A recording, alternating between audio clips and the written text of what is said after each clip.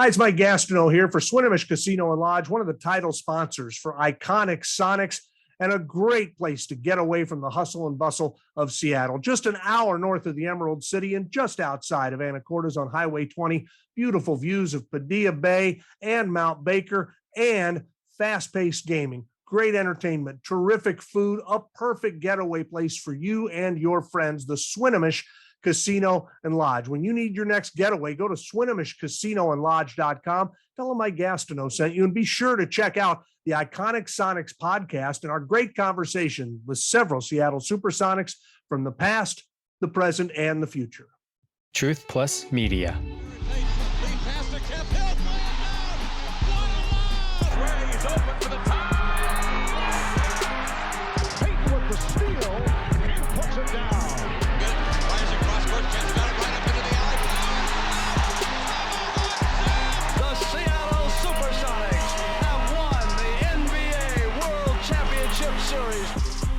Welcome to a new edition of Iconic Sonics. I'm your host, Mike Gastineau, and our thanks, as always, to Swinomish Casino and Lodge outside beautiful Anacortes, Washington, and Dick's Drive-In Restaurants for bringing you the show. And our guest today, we might have to go back a ways in history to truly use the word iconic, but once you get back to that point, there's no doubt the word fits.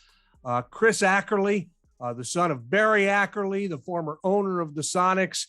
And Chris is now a minority owner in the Kraken, and we've got a lot of things to talk about. Chris, the funny thing is, we had somebody from our company reach out to me and say, "Hey, we're thinking of getting Chris Ackerley. Do you know him?" And I go, "Well, I think I met him his senior year at Arizona, which is many years ago. So I know him. We go back a long ways. It's good to see you, and it's exciting for me to see you and the family involved in the latest thing in Seattle sports, which of course is the Kraken and Climate Pledge Arena. We'll talk more about that later, but just quickly, I'm sure it's been, I know everybody wants more success on the ice this year. That notwithstanding, the experience looks like it's been great from the perspective maybe that you'd be bringing to it.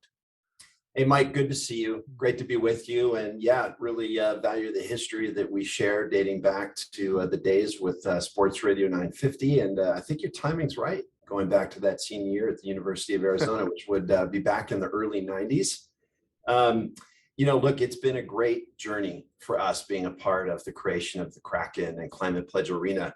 And my brother Ted and I actually got home late last night after being up in Vancouver with Todd Lewicki and Victor and David Wright and the coaching staff and Ron. And it was really an opportunity, which had been hard to come by because of COVID, to travel with the group, see them, and just spend some time on the road, getting a sense for how everyone's doing and everyone's thinking as we look to wrap up our first season, which we all think has been a tremendous success. And the wins will come because I think there's a commitment to doing the right thing for the long term and having a franchise in this city that's going to compete year after year, much the same way we ultimately finally achieved over the 90s with the Supersonics. So I think if you look at that decade, if we can replicate that with the Kraken and even summit the mountain and bring the cup back to Seattle, I think that would be a great story.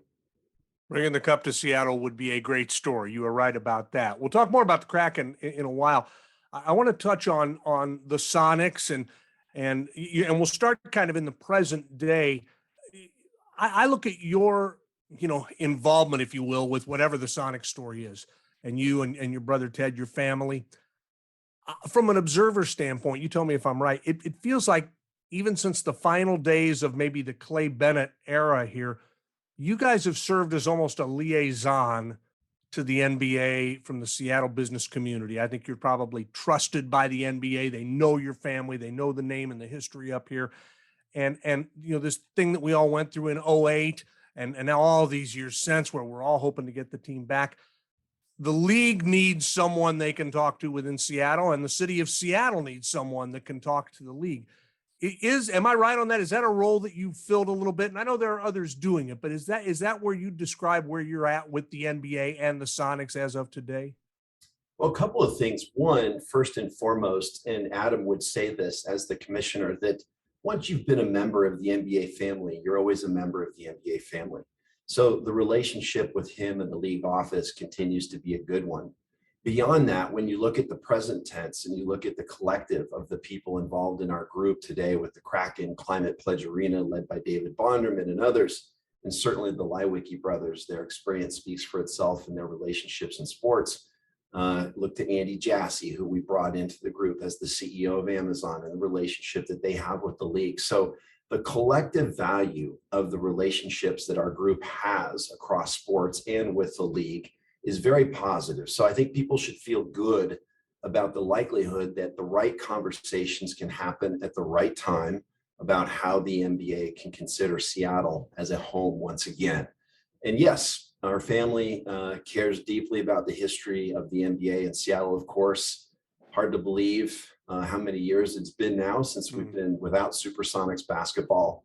And when you look at the platform, Mike, that we've been fortunate to be a part of creating with Climate Pledge Arena and the Kraken Community Iceplex, where it's been designed where it can be added onto to accommodate a training facility for an NBA franchise.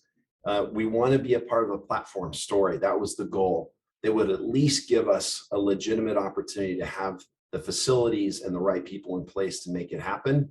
And we've always said, if we can be a part of making something happen that paves the way for the return when the league's ready, we want to do everything we can.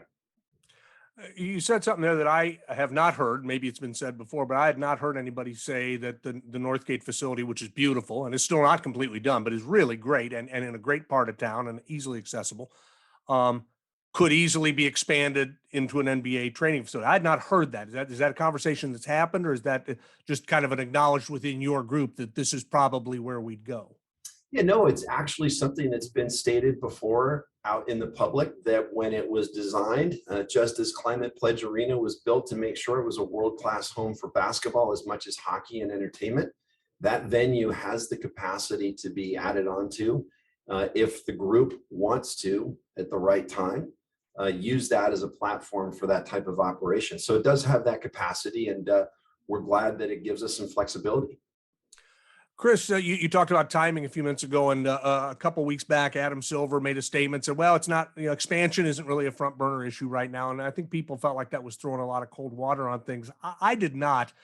I've tried to tell people, look, I don't think we're going to get an announcement tomorrow. Maybe we're going to get one today from you.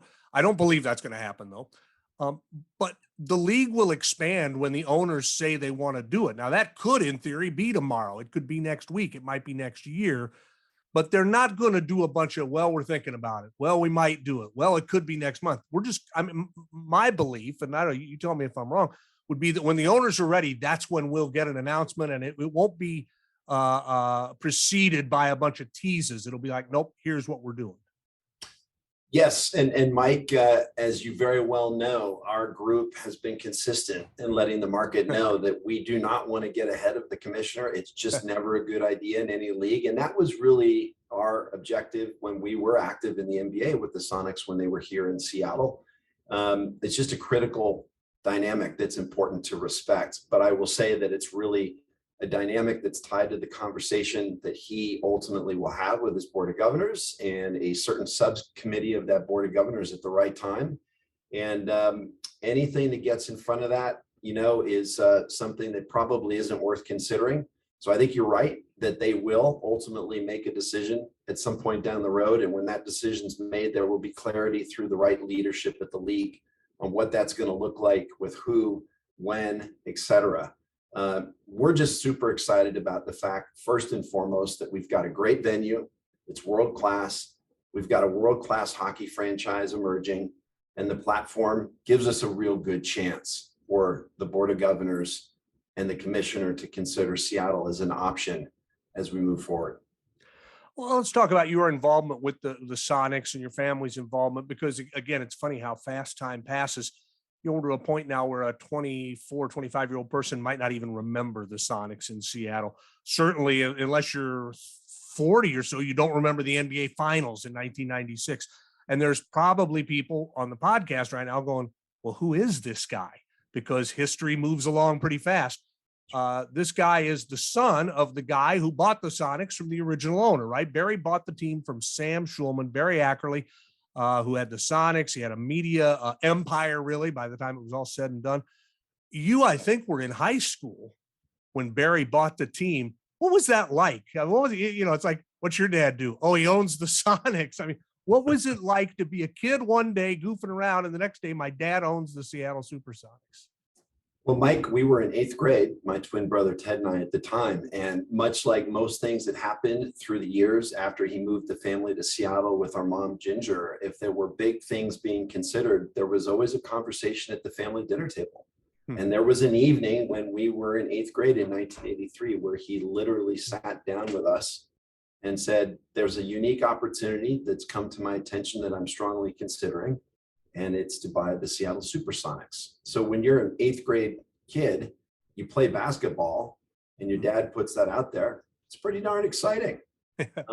So that was a life-changing moment, to say the least. And that was the beginning of what would lead to a great 18-year run with the Sonics franchise. And he was always very inclusive of the family in big decisions. And, Ginger, as you would know, Mike, was his life partner. And they would always have very thoughtful conversations and include us and let us know what those were and what that might look like for the family moving forward. What was it like? And I don't know how long into it this happened, but being a pro sports owner is different than anything else, because there's a whole section of the paper dedicated to sports, and you're just going to do something that eventually irritates or upsets people. It's the nature of the beast.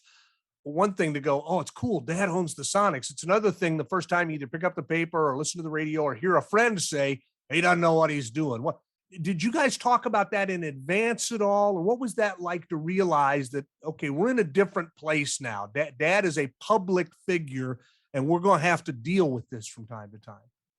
So, Mike, I remember when the announcement was officially made, when he had the press conference with Sam Schulman down in the locker room at the Kingdom. And I was actually in the attendance office, I believe, at the junior high school we attended in Bellevue.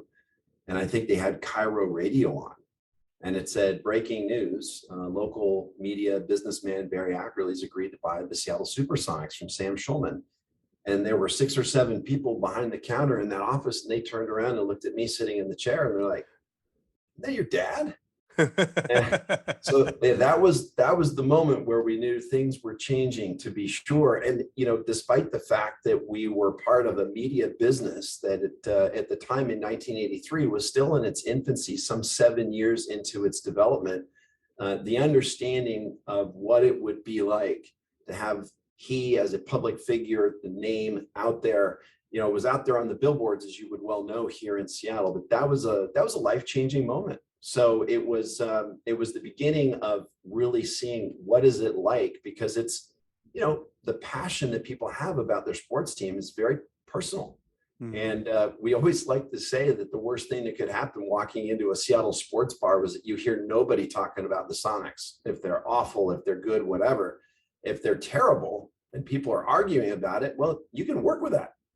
And even if that includes a conversation about management and the choices they're making, passion is something you can work with. And we certainly saw a lot of that over the 18 years.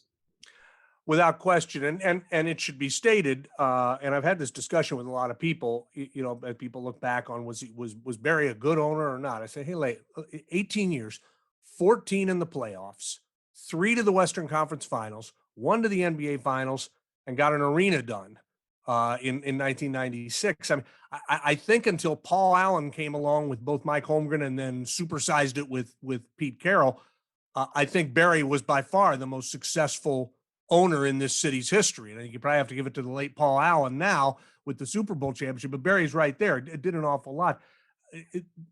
Did you feel like legacy wise, when you guys stepped away, that, okay, this is a pretty secure thing now, the things have been pretty successful? Yeah, I mean, when you look at that 18-year run with the Sonics and you think, as you said, about the development and launch of Key Arena, 1999, we launched the Seattle Storm that was predominantly guided by the leadership of our mom, Ginger.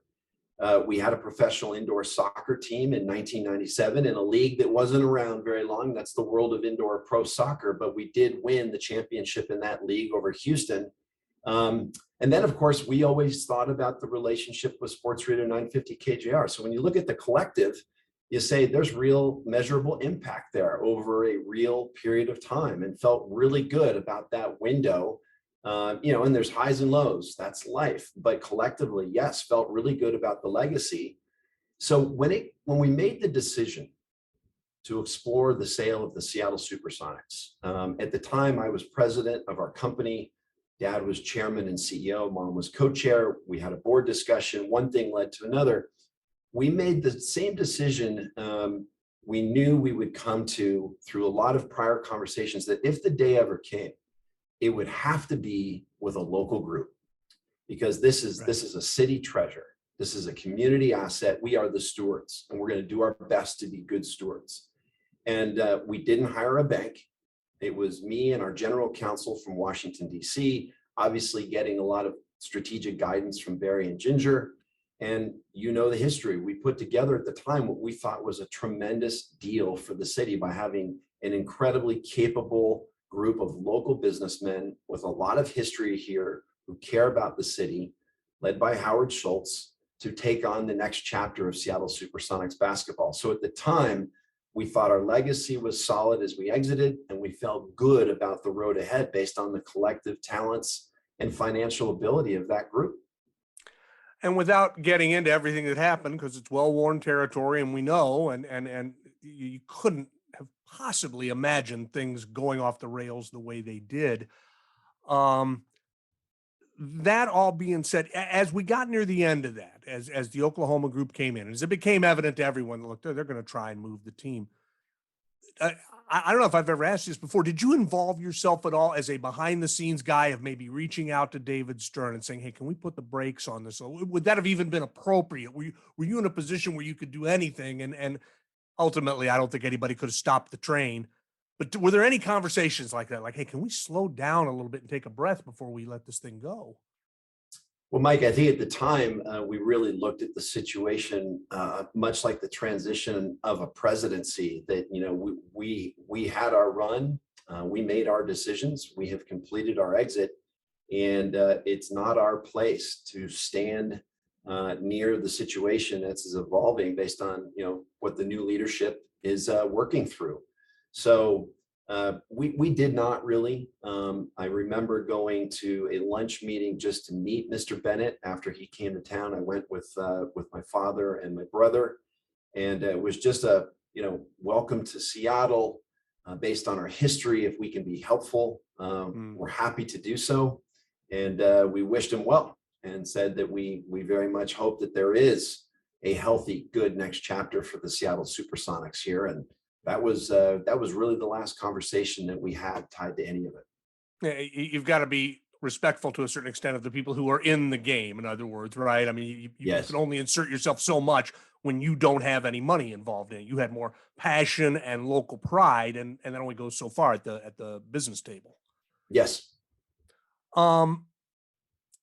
How personal then is the potential for this team coming back to you? You're not even close to being done yet. And if we listed everything you're involved in, we'd be here till tomorrow afternoon. You guys have been a tremendous partner with the city on some things, partner with businesses on other things. You've invested in companies, you've got a foundation, all of this stuff. And it's not like your legacy is incomplete. However, how important would it be to you as a family to play any role whatsoever, whether it's minority owner, whether it's a larger ownership stake, whether it's brokering a deal that would someday land the Sonics back here? What would that mean to you personally to be involved in that? So we came here in 76, Mike, and as we discussed earlier, the world changed for us in 83 when Dad bought the team. And that's a rich history. 18 years is a meaningful part of anyone's life. And we've tried to do our best as a family based on their leadership to lean in and make a difference in the community. And for us, being a part of the group, a great group that came together to create this Climate Pledge Arena, bring the Kraken to town. And the vision for this thing has no bounds. You look at a 74-acre campus at Seattle Center and the opportunity to make it an ever more dynamic gathering place for our city. And the NBA returning for us, like being a part of the platform that we know gives us a really good shot to see that happen. That's huge for us.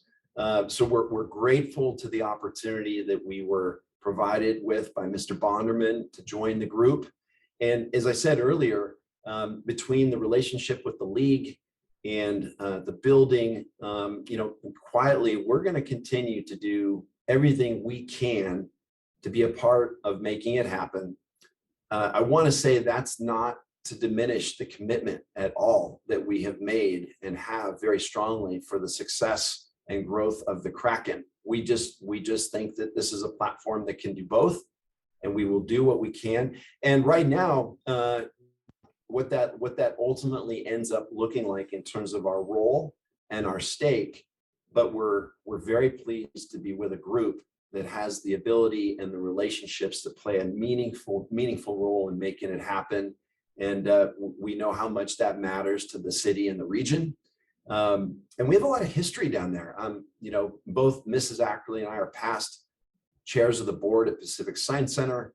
I'm on the board at the Space Needle, so I get to work closely with the Wright family, who's very committed to Seattle, and David Wright is our vice chair. So there's a lot of really good moving pieces here. And then when you throw in the passion and the commitment to this community that Todd Lewicki has demonstrated time in and time again, we just have a lot of really good elements. And I think for us, being a part of that is giving us the best opportunity to make an impact and be a part of driving it. So the story is yet to be written and the final details are yet to be mapped out, but we feel really good about where we are and extremely grateful to be with the group we're a part of. I think, let's wave a wand and say it's going to happen. I think that first night, I believe for a lot of people, and I'll put myself in this group, I believe you, your family, a lot of it will be as emotional a night in a non-family way, births and deaths and weddings and all that. You remove all that, it'll be probably the most emotional night of a lot of our lives, because I don't think any of us thought it would be this long. And I imagine you'd feel some of that emotion that night. Mike, no question. It gives me chills thinking about it. And, we think a lot about how close we came to Summit the Mountain in '96 against the darn good Bulls team. And, be it the Kraken, and one day they're bringing the cup back to Seattle, or being there that night and seeing the joy in the faces of this community to see the Sonics back where they belong. When it happens, and right now it's an if, but we look forward to a when. It would be a tremendous night, and there's no doubt it would be emotional. And hey, what a lift it would provide to the great city of Seattle. Unbelievable. One last thing on the Sonics, and then we'll move on and talk a little more hockey. The 90s, you referenced them a couple of times. It really is amazing. I moved here in 91, and the way the city was just kind of popping. Seattle's always had this feeling like, oh, we're up in the upper left and nobody pays attention to us. And all of a sudden in the 90s, here's the music scene whirling around Seattle. Here's the computer scene, craft beers, coffee, movies, TV show. We were the cool kids in school for a couple of years, Chris. And at the center of that, the hottest club in town, the place everybody wanted to be, was wherever the Sonics were playing. And at first it was the Coliseum, and then a year at the Tacoma Dome, and then a few great years at Key Arena. That run, what are your memories of that outside of the obvious, like going to the finals and all that? But it just, night in, night out, it was so much fun. What do you think of when you think back on those years? Yeah, awesome description, because that decade was so much fun. And it's so true that if you lived and worked in Seattle at that time, it was like, I've got to be at Key Arena. That's the place to go. There's no other place. That's the center of the energy in our community right now that brings people together.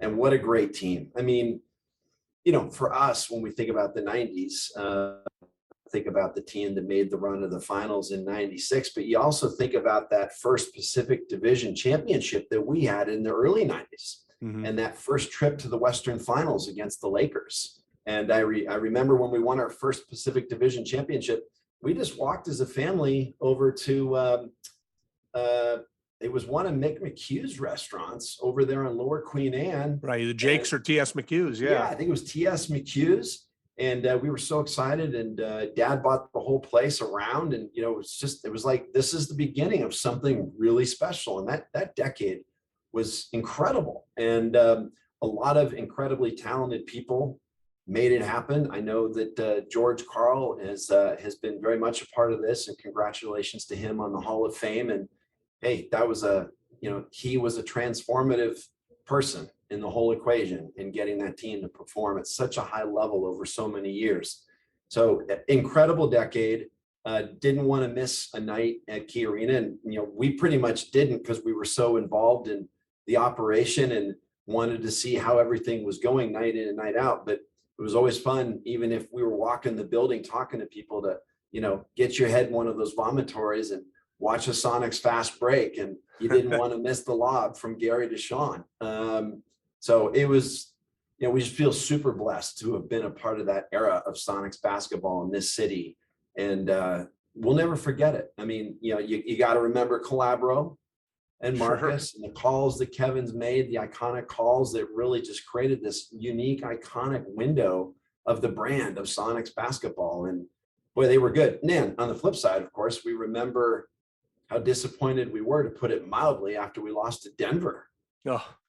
We all went and sat on a patio at mom and dad's house, and it was just sheer silence. Sheer silence. It was a beautiful day. It was opening day of boating season. Yeah, it was nice. There were people we knew that were like, you know what? I'm going out on the lake because I'm going to go to the next round. It's okay to miss that game. And lo and behold, there was no next game. And we felt that team that year was the best team in the NBA at 63-19 and had a legitimate shot to get there. And boy, what a disappointment for us all that was. But at the same time, what an incredible season it was. So it was an incredible decade, Mike. And, if that could be replicated in the future, it'd be fantastic. And as I said earlier, goals to put a decade or more like that together with the Seattle Kraken and to bring the cup back to Seattle. So those moments are things that you just have so much joy in. And I will always remember walking out of Key Arena when we beat the Jazz to go to the finals, and you just stand there in this sea of humanity, and nobody cares how people vote, how they look, where they live, what they drive. We are all one big happy family. And we saw that again at the rally, but in the moment, and as you well know, sport is one of those rare things on earth that can do that to a community in a nanosecond. And that's one of those things that gets you excited about being involved with it, because it's incredible. And we certainly want to replicate that again. Well, we'll talk about replicating that with the Kraken as we continue. Chris Ackerley is our guest on Iconic Sonics. Iconic Sonics is proudly supported by Swinomish Casino and Lodge, and they're proud partners with Iconic Sonics. They're located on beautiful Padilla Bay, just north of Seattle. Casino, lodge, dining, entertainment, and more. Swinomish Casino and Lodge provides a perfect getaway for relaxation. A full-service entertainment destination, including a 98-room luxury lodge, multi-purpose event center, and casino, open daily from 8 a.m. to 2 a.m. with a great mix of slot machines and Las Vegas-style table games. And for the food connoisseur, check out the 13 Moons Dining Experience, one of the finest in the area, a beautiful restaurant with cuisine designed to enhance the flavors of the Northwest. Swinomish Casino and Lodge, check out the best casino in the area with the most outstanding customer service, offering a luxuriant, state-of-the-art experience while maintaining and upholding the cultural identity of the Swinomish tribe. Swinomish Casino and Lodge. Find out more at SwinomishCasinoandLodge.com. That's SwinomishCasinoandLodge.com. Gambling problem? Call 1-800-522-4700.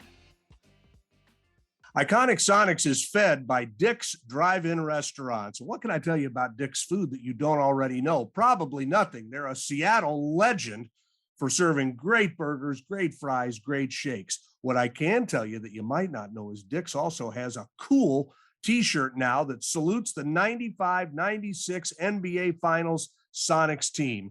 Take a look at the Sonics t-shirts available through Dick's at Dick's Drive-Ins, their Twitter feed at Dick's Drive-Ins. You'll see the photos. You'll buy the shirt. You'll be happy. Thanks to Dick's Drive-In Restaurants for the support on Iconic Sonics. And our nonprofit sponsor on Iconic Sonics is the Run Freely Foundation, a 501c3 organization founded by our friend Kenny Main, who raises money to help financially support veterans who need limb salvage, medical care, and rehabilitation. Years ago, Kenny suffered a catastrophic ankle injury, and after years of pain, he found relief with treatment in 2017 that got him both walking and running again pain-free. With that discovery, Kenny wanted to help others in pain, and the Run Freely Foundation was born to help provide the care he received to those who cannot afford to cover its costs. You can find out more and get involved with this great organization at runfreely.org. The Run Freely Foundation, proud sponsor of Iconic Sonics. Iconic Sonics continues with Chris Ackerley, member of the Ackerley. He's a member of the Ackerley family for how many years now? The Ackerleys, of course, owned the Sonics. Barry was the owner from 83 to 2001, I think, right around there. And we talked about that. Of all things, here we are about 4 or 5 years ago, and then there's a lot of rumor about maybe the NHL is going to come here. We're going to get an arena done. And all of a sudden, I see your names popping into this. I'm like, oh, didn't they learn their lesson the first time they're coming back into pro sports? And we talked about a moment ago the buzz that creates in a town from sports, and the feeling when you come out of an arena after a really big game, or out of a football stadium after there is a joy in the air that's almost impossible to describe. And I'm sure that's part of what brought you back. Let me just put it in your words. What was it? And let's start with, how did that happen? Did they call you? Did you call them? How did your involvement as a Kraken owner and you and Ted, how did that happen? So it dates back to late 2016 and into the front of 2017 when the city put the RFP out for redevelopment of Key Arena. And we studied that, and there was a real commitment to find a solution. And there were really two groups that emerged as parties of interest: AEG, Phil Anschutz' group, and then OVG, the newer development company launched by Tim Lewicki, who used to run AEG for Phil Anschutz. And we had a conversation with both groups, and without a doubt, you look at Tim Lewicki, his intelligence, his energy, his ability to get people together to do big things. We were believers that he and his group would be the right group to make this happen. So we let City Hall know at that time, back in early 2017, that we thought that was the right path to travel. So at that point, we stayed close to it.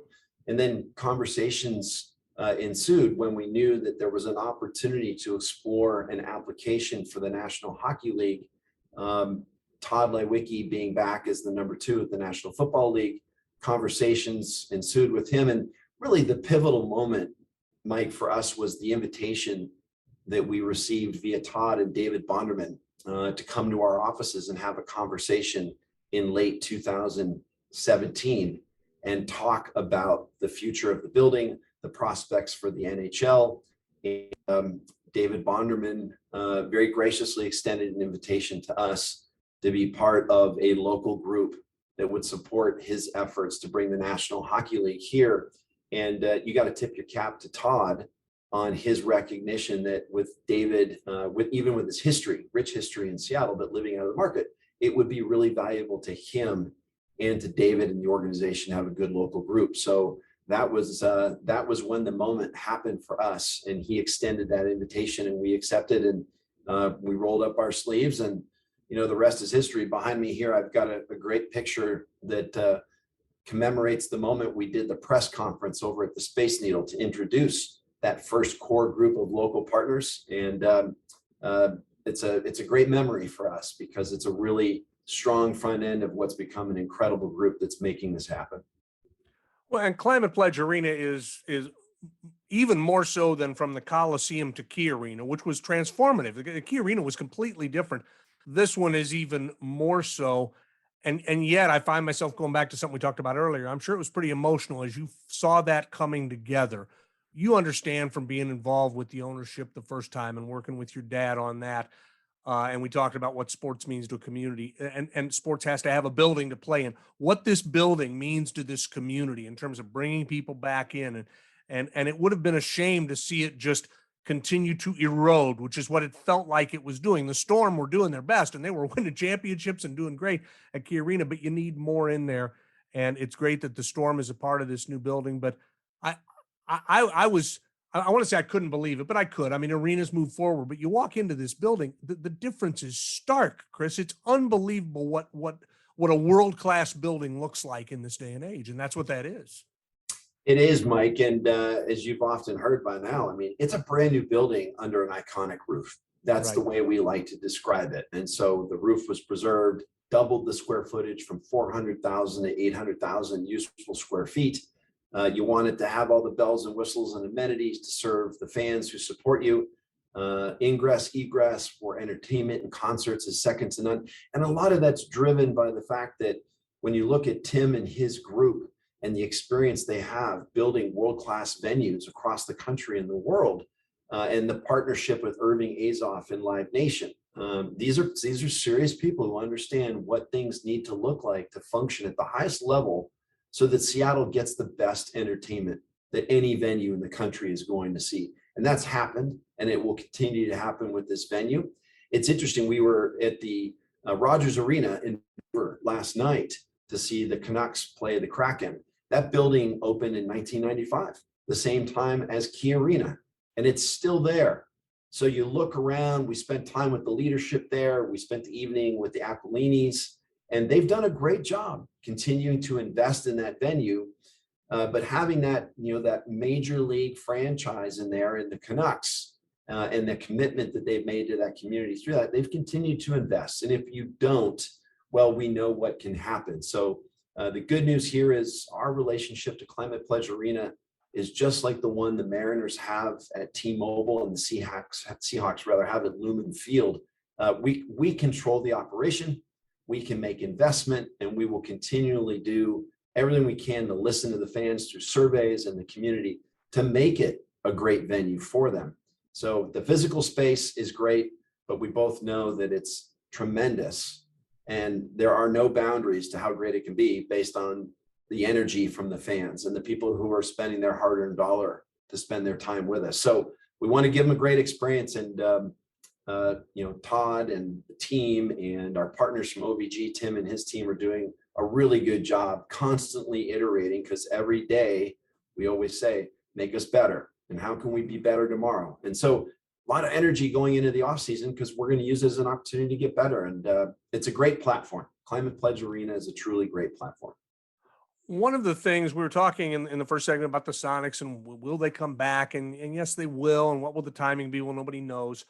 How much, the Kraken and Todd Lewicki is kind of the voice of the team, has said, hey, we want the NBA back. We built the arena for that. This is something, he's used the same thing. We're not going to get ahead of the story, but this is what we want. That being said, it's only common sense to think the other thing they want as an organization, and you can address this a little bit, they want to make sure they're good and established. You don't necessarily want to bring a team in right away as you're getting your legs under you. Am I onto something there? Is that part of it? Not that the Kraken's holding up anything. Again, it will be the NBA owners who really dictate the timetable. But from a Kraken perspective, it might be good to say, look, let's get a couple of years under our belt and get our sea legs under us before we bring in another franchise. Is that good? Is that something that's been thought about and talked about? It has. I mean, ideally, when the opportunity presents itself, you've got to go after it and make it happen. But until such time, the focus, energy, and commitment to building a strong connection between the Kraken and this community is second to none. And having more runway to keep building on the success that's been established through a lot of hard work. And it all starts with the community stepping up, our corporate partners, the fans. It's been a great first year at the arena, but yes, we're going to do everything we can to make the most out of the relationship that's been established between the community and the team, and keep building on that the best we possibly can. Keep investing in that so that there really is a strong foundation for the franchise, because the goal is for that franchise to be here forever and for that franchise to be one of the best in the league, and something that this community can feel really proud about, both on and off the ice. And through Todd's leadership and everybody in the organization, and starting at the top with our group, that commitment is very strong, and we'll make the most of it. But when the opportunity presents itself to do something to support the path for the NBA, we'll look forward to that. Has the fervent response of the community to the Kraken, the city itself obviously loves the idea of a new team, but there's also a huge hockey community in this town. And I'll be honest, I knew it existed. I didn't know how big and how deep it was. Was that eye-opening to you at all as you got into this and go, wow, look at the response to this? Because it's, the whole how fast you sold out tickets and it was truly an amazing thing. Were you at all, did that open your eyes a little bit as to the potential for hockey in this market? Yeah, no question, Mike. I mean, the response was incredible. I mean, the best response, not only in hockey, but in sport, to the launch of a new franchise and the demonstration of support from our community for this organization, for the new building, has been incredible. So yeah, totally eye-opening. And, as our market's grown and many very capable people from around the world have chosen to move to the Seattle area for work and a really high standard quality of life. With them, they bring knowledge from other places, and a lot of those places have hockey. So I think the knowledge of the game and the market going in as an expansion team was greater than anyone might have thought at the outset, because we've benefited from so many dynamic people coming here with that experience from other markets, and then they share it with their friends. And you can feel it when you're at the games. There's that balance between people that are now here, they love the energy, they're curious, they want to learn more, they want to support it, and then they've got community members there sitting with them that are like, well, let me tell you why that just happened. So there's this cool collaborative thing that's happening in the building as a community at a Kraken game. But yeah, there's a very substantial number of people here who bring a lot of hockey knowledge to the market. How many times in the first season have you had to tap somebody on the shoulder and ask what just happened out there? And I'm not saying you didn't know hockey, but for everybody here, it's a new experience. You're the older hotshot. Did you ever have to go, hey, wait a minute, what was that out there? If I'm going to yell at the ref, I want to know what I'm yelling about. So admittedly, Mike, one of the first things I did several years ago is this all began is I went and bought the book Hockey for Dummies. Good. I said, look, if we're going to do this right, let's get started at the ground floor and build the right foundation of knowledge. And then, we've benefited from so many people that have gotten involved, obviously, that know it really well. The interest in the game's always been there, but it's just been far afield. I think we probably saw some Rangers games when we lived in Connecticut when we were really young before we came to Seattle. And then I asked people in the organization who have a lot of history with the game, hockey side, operation side, where else, can we all look to create better understanding and knowledge? And then what the organization is doing, I think, is fabulous in terms of building not only the relationship between the community and the guys who skate on the ice, but creating that understanding during the game, around the game. So there's some incredible books about the history of the game. And then I love how committed the organization is to celebrate the history of the game, both with local people who made it what it's been here in the past and people who have made it what it is internationally. And there's never enough time to capture more knowledge about the game of hockey and its history. And it's a beautiful sport. It's played by an incredible group of young men. And look, I just think the future for the connection between this franchise, based on the game that it is and the people who play it, is really strong. Chris, finally, there's a new name in the Seattle sports community, Samantha Holloway, and she's come in and tell me a little bit about her role with the franchise and what we can expect out of this. Well, it's a pleasure for us to welcome Samantha to the executive committee, which I sit on as our executive committee chair. She's David Bonderman's daughter, and we have spent some time getting to know one another. She is very bright, very talented, very engaged. She has moved to Seattle, got the kids in school. She is rolling up her sleeves, and she is a dynamic human being who brings a lot of experience and passion, honestly, to the equation of the Kraken. So very excited to work with her and to continue to work with the group that David has assembled to work collaboratively to make the best decisions we can for the success of the franchise. And Sam is a great addition. We're fortunate to have her leadership, and people are going to continue to learn more about her. And she's going to be a great face, not only of the Kraken, but for the city of Seattle as it relates to our professional sports landscape. Yeah, I think she talked about she's going to, and without this is going to sound like she was, kind of patting herself on the back, but she talked about, I'm going to be the face of the franchise, and franchises need that. You need somebody who takes that role. And this will be interesting as we've seen women continue to rise into sports executive positions. The Kraken, I'll really pat you guys. I'll pat you on the back. You talked from day one about being diverse, and you've walked that talk. There's a lot of organizations say that. You guys have done a good job of, and this is just the latest example of saying, hey, we're going to make sure our organization is reflective of the community we're trying to reach. Right? It's that simple. Mike, appreciate that. And it's an authentic commitment demonstrated by the way our organization has been built. So it starts at the top with Mr. Bonderman and our executive committee and our investor group. But when you look at what's happening day in and day out through the leadership of Todd and Victor DeBonis, our president, COO, collectively, they're working every day to make sure the organization does truly reflect the community that it serves.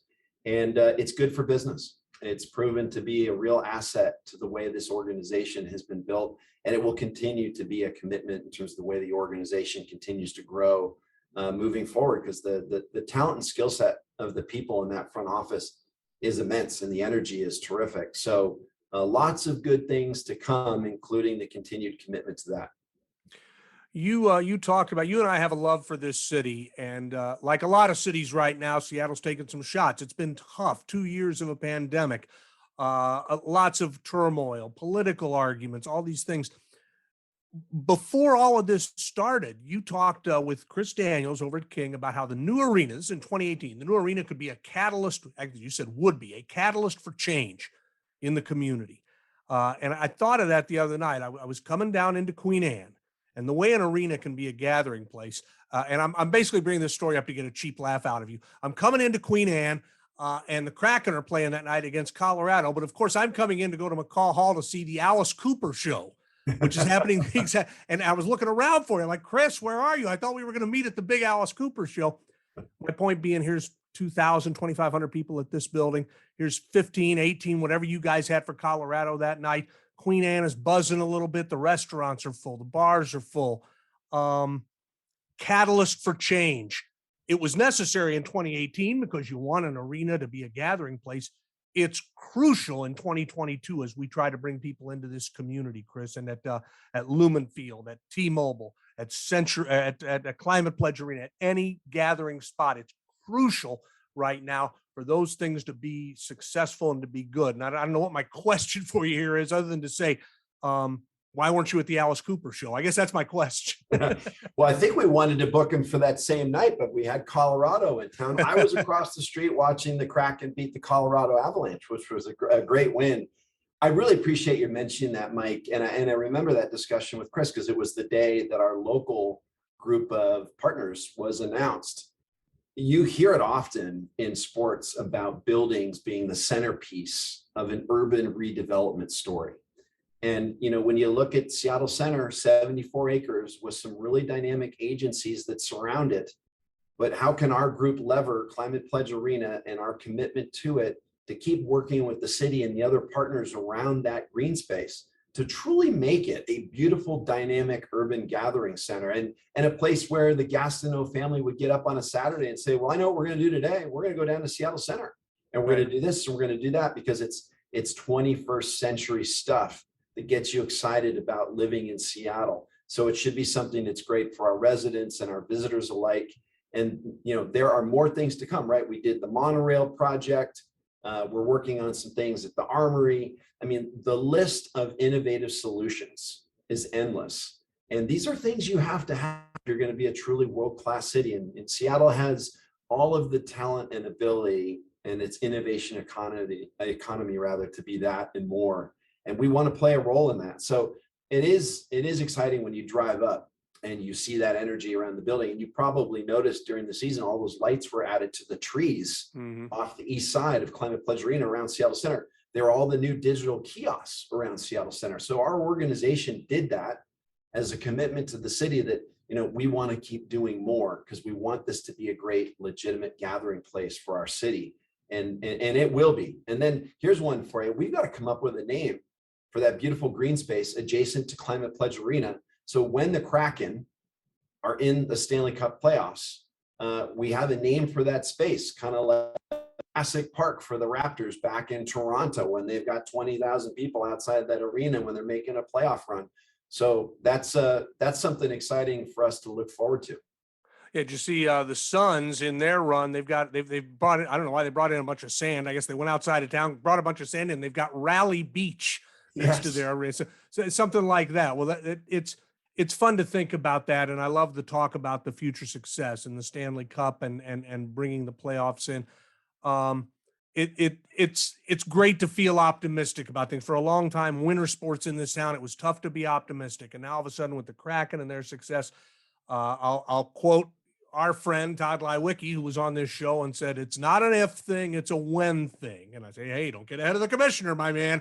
But he said, no, it's a when thing. So here's my thing for you. When the Sonics come back, I believe, and you mentioned it, I worked for your dad at KJR for years and knew him a little bit and watched him. And I think when the Sonics are back, I want you to promise me that at least one night you will sit courtside and bark at an official for a few minutes in honor of your father, who would probably love that, to think, okay, good, the kids are there and they are letting the refs have it a little bit from the front row. Can you do that? Can you commit to that for me? Mike, I think we can do that, but what we're going to need to do on your end is we're going to have to dust off a road hog somewhere out there in the urban landscape and park it outside Climate Pledge Arena so we can have you guys out there broadcasting again live, because that's just such an iconic memory for me of the approach to Key Arena and those great days we had with the Sonics there. So we'll do the road hog first, and then we'll hit courtside and see how that goes. Where is the road? I wonder if the road hog still exists, and I wonder what you guys got, or somebody got something for it, because I haven't seen it for years. I'm sure it got sold to someone. I was kind of thinking maybe the Fabulous Sports Babes touring all the national parks in it. she might. I was in the road hog after Edgar Martinez hit the double that beat the Yankees, and I feared for my life for a few minutes because people just, for some reason, crowds like, hey, let's go rock the road hog. Yeah. Like, oh boy, this is no good. No good will come from this. Well, Mike, I do want to say that our history together is important to our family. So thank you for your contributions to Seattle through the broadcast medium and all the things that you've done for so many charities. And it's one of those things that's an extension of what makes sports so great. Is yes, there's games and there's players and there's wins and losses, but the impact broadly of people who are connected to it is immense. And you're one of those people in our community that has done a lot to lever a sports environment to do a lot for a community. So thank you. And Chris, thanks to you. And it'll be fun. It feels like this big circle that took a lot longer than we all thought is coming together. And hopefully soon we're coloring in the last line of the circle and connecting it. And the Sonics are back. I appreciate your time and all your work in the community, Chris. Thanks a lot. Mike, great to see you. Thank you. Chris Ackerley, our guest on Iconic Sonics. It's all brought to you by Swinomish Casino and Lodge outside Anacortes and Dick's Drive-In Restaurants. For more information on this show and other episodes of Iconic Sonics, go to iconicsonics.com. I'm Mike Gastineau. We'll see you next time.